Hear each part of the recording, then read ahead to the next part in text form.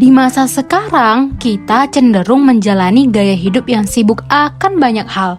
Pada saat kita mencapai weekend atau mempunyai waktu luang, ide untuk rebahan seharian tampaknya sangat menarik. Namun, mungkin kita bisa menggunakan waktu tersebut untuk lebih proaktif dan melakukan hal bermanfaat, seperti melakukan hobi kita.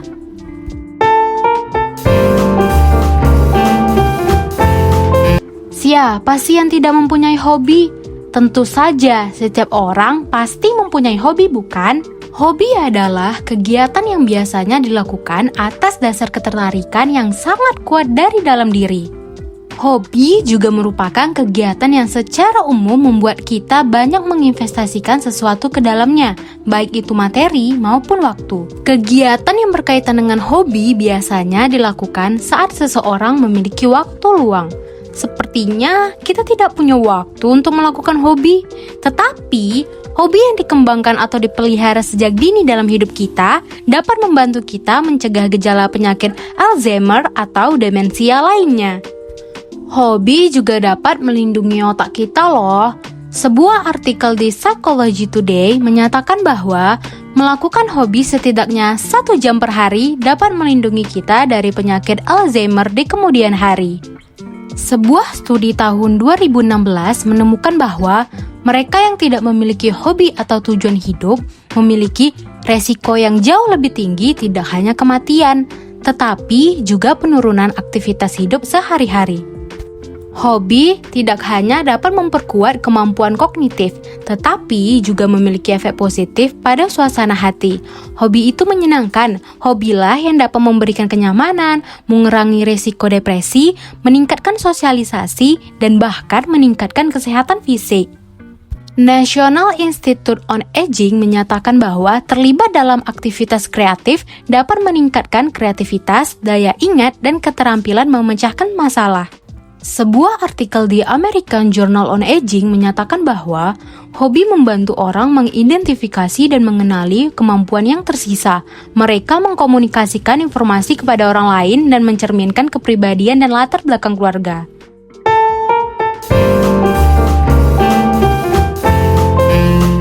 Kaitannya dengan definisi psikologi kognitif itu sangat sederhana. Psikologi kognitif membahas persepsi terhadap informasi, membahas pemahaman terhadap suatu informasi, hingga membahas alur pikiran.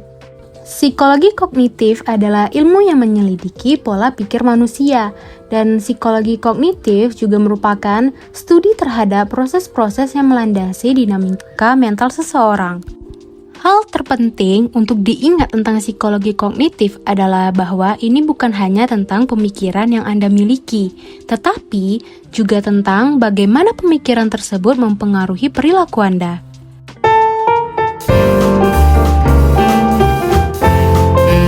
Pada tugas hobi saya kali ini, saya memutuskan untuk memilih menjelaskan hobi badminton saya dari sekian banyak hobi yang saya miliki. Dan saya akan menjelaskan kaitan dari beberapa teori psikologi kognitif yang telah saya pelajari.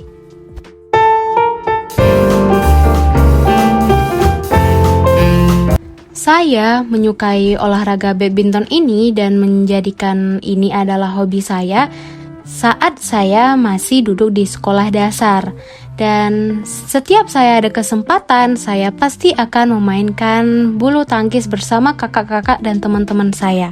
Namun bagi saya dahulu bulu tangkis ini merupakan permainan yang biasa saja dan saya tidak melihat ini sebagai olahraga, karena yang saya mainkan sejak saya waktu kecil itu hanya permainan biasa tanpa adanya aturan dan berbagai macam hal-hal yang sebenarnya harus diperhatikan dalam bermain badminton.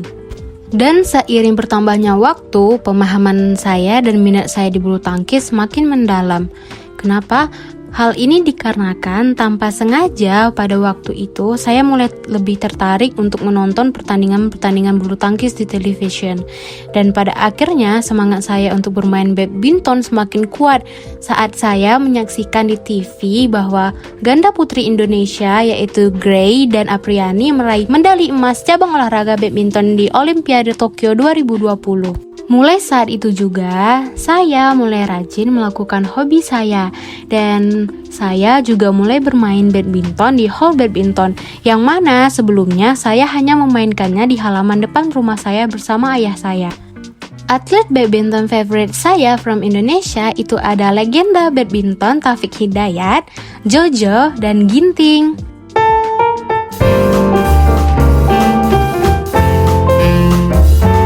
Bulu tangkis merupakan cabang olahraga yang banyak digemari oleh masyarakat di seluruh dunia, tidak terkecuali di Indonesia. Olahraga ini dapat dimainkan mulai dari anak-anak hingga orang dewasa hanya dengan menggunakan raket dan shuttlecock. Olahraga ini dapat dimainkan di lapangan tertutup maupun terbuka. Bulu tangkis merupakan salah satu cabang olahraga yang sangat kompleks karena pemain dituntut mempunyai kecepatan, kekuatan, dan strategi.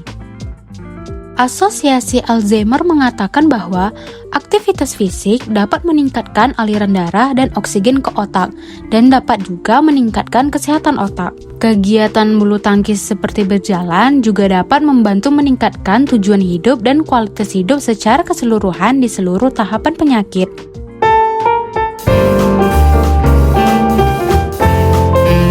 Peneliti dari University di Jepang mengatakan bahwa bulu tangkis menuntut kemampuan pengambilan keputusan dan koordinasi antar pemain.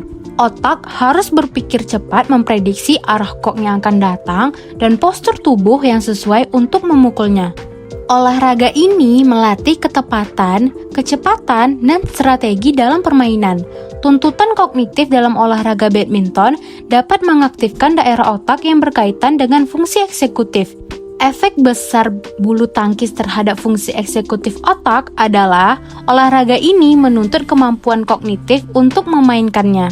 Saat bermain bulu tangkis, saya berpikir lebih dengan banyak keputusan yang harus saya buat. Misalnya, bagaimana berdiri dalam sikap yang baik, bagaimana lengan harus disiapkan, kapan gerakan harus dimulai, serta kemana pandangan saya harus diarahkan.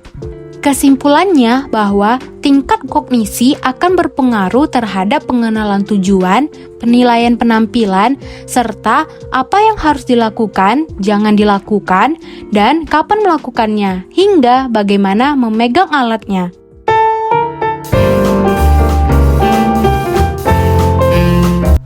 Pada dasarnya, sebelum saya pertama kali mengenal dan mulai memainkan bulu tangkis, tentunya harus mengetahui pengetahuan tentang dasar-dasar keterampilan bermain bulu tangkis. Pengetahuan atau kognitif merupakan domain yang sangat penting untuk terbentuknya tindakan seseorang. Karena itu, dari pengalaman dan penelitian ternyata perilaku yang didasari oleh pengetahuan akan bertahan lebih lama daripada perilaku yang tidak didasari oleh pengetahuan. Dalam hobi saya ini, tingkat pengetahuan dianggap mempunyai pengaruh terhadap hasil belajar keterampilan gerak yang maksimal. Ranah kognitif dibutuhkan dalam proses belajar gerak, yaitu untuk memahami konsep-konsep pola gerak.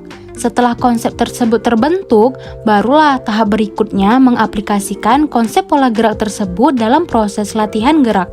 Menurut Fishman, tahap kognisi berlangsung relatif singkat dalam keseluruhan proses belajar saya dalam bermain bulu tangkis, terutama untuk keterampilan gerak sederhana. Tahap ini diawali dengan penerimaan informasi dan pembentukan pengertian tentang bagaimana suatu keterampilan gerak itu dapat ditampilkan.